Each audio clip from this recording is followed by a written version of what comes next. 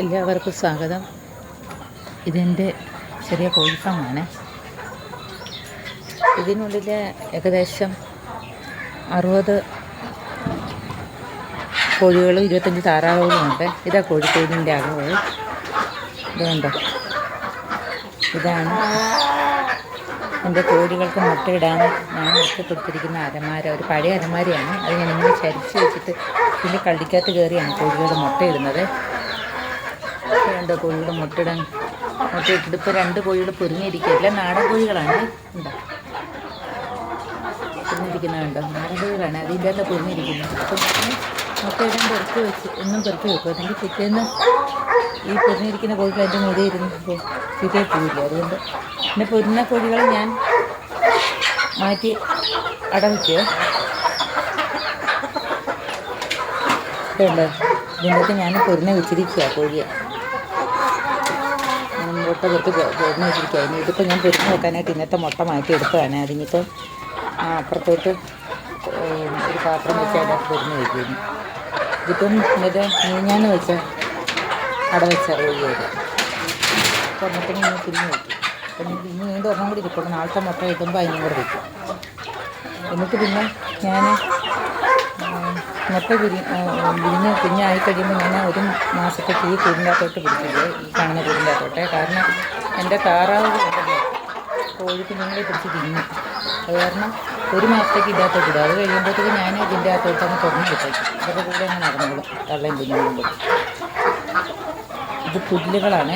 എന്നും ഇവർക്ക് പുല്ല് വേണം. ഞാൻ ഈ പുല്ല് പറിച്ചിട്ട് കൊടുക്കുന്നതാണ്. ഏതെങ്കിലും ഒരു നേരം ഞാൻ ഇഷ്ടംപോലെ പുല്ല് പറിച്ചിട്ട് കൊടുക്കും. ഇപ്പോൾ നാളെ ആകുമ്പോൾ ഈ പുല്ലൊന്നും കാണിച്ചില്ല, എല്ലാം തിന്ന് നീറ്റാക്കി വെക്കും. പിന്നെ ഞാൻ പേർനാഷാണ് കൊടുക്കുന്നത്. അതിൻ്റെ കൂടെ പിന്നെ ഗോതമ്പും അരിയും കൊടുക്കുന്നുണ്ട്. രാവിലെ വൈകിട്ടും കൊടുക്കും. പിന്നെ ഒരു ദിവസം എനിക്ക് ഏകദേശം 15 മുട്ട കിട്ടും. താറാമുട്ട ഏകദേശം 10-12 മുട്ടയൊക്കെ കിട്ടും. പിന്നെ ഞാൻ ഈ വെക്കുന്ന കുഞ്ഞുങ്ങൾ 5-6 മാസം ആകുമ്പോഴത്തേക്ക് വളർന്ന് വലുതാവും, വീണ്ടും മുട്ടയിടാൻ തുടങ്ങും. അപ്പോഴേക്കും ഞാൻ ഇതിൻ്റെ അകത്ത് കുറേ പൂവന്മാർ കാണും. അപ്പോൾ ആ പൂവന്മാർ ഒരു 5-8 എണ്ണമൊക്കെ കാണും. അപ്പോൾ അതിന് ഈ നാടൻ കോഴി എടുക്കുന്ന ആൾക്കാരുണ്ട്. അവർ വിളിച്ച് പറയുമ്പോൾ അവർ വന്ന് തിരിച്ചുകൊണ്ട് പോയിട്ട് വരും.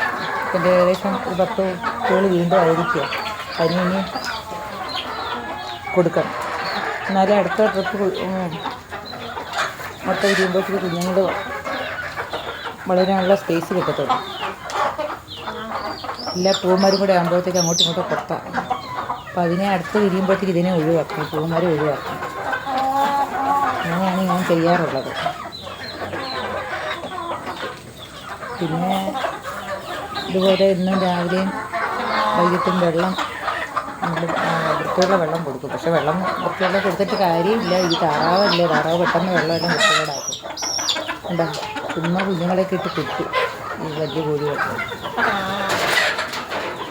പിന്നെ ഈ അലമാരിക്കകത്താണ്, ഈ അലമാരിയുടെ പുറകിൽ നിന്നാണ് ആ വലിയ പാമ്പിനെ 2 ആഴ്ച പിടിക്കുന്നത്. യൂട്യൂബിൽ എൻ്റെ വീഡിയോസ് ഇട്ടിട്ടുണ്ടായിരുന്നു. അപ്പം ഇതിൻ്റെ പുറകെ വന്നിരിക്കുകയായിരുന്നു.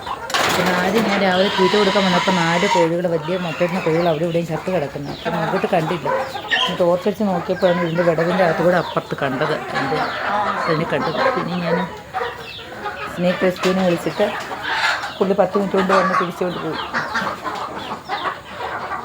ഈ ഫൗണ്ടേഷൻ്റെ അടിയിലൊരു വിടവുണ്ടായിരുന്നു, എലി മാന്തിട്ട്. അത് ഞാൻ പിന്നെ അടച്ചു. അപ്പോൾ കുഴപ്പമൊന്നുമില്ല. ഇതിൻ്റെ അകത്ത് ഇങ്ങനെ വളർത്തുന്ന കാരണം പ്രത്യേകിച്ച് ആ കോഴിക്ക് അസുഖങ്ങളോ മറ്റൊന്നും വരാറൊന്നുമില്ല. പിന്നെ എന്തെങ്കിലും ഒരു തൂക്കം മറ്റോ വരുന്നത് കാണുമ്പോൾ ആദ്യം തന്നെ ഞാൻ പോയി മരുന്ന് മേടിച്ച് എല്ലാത്തിനും കൊടുത്തേക്കും. അത് കാരണം വേറെ പ്രശ്നങ്ങളൊന്നുമില്ല.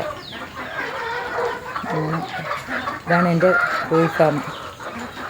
മറ്റൊരു വീഡിയോയിൽ കാണാം. നന്ദി, നമസ്കാരം.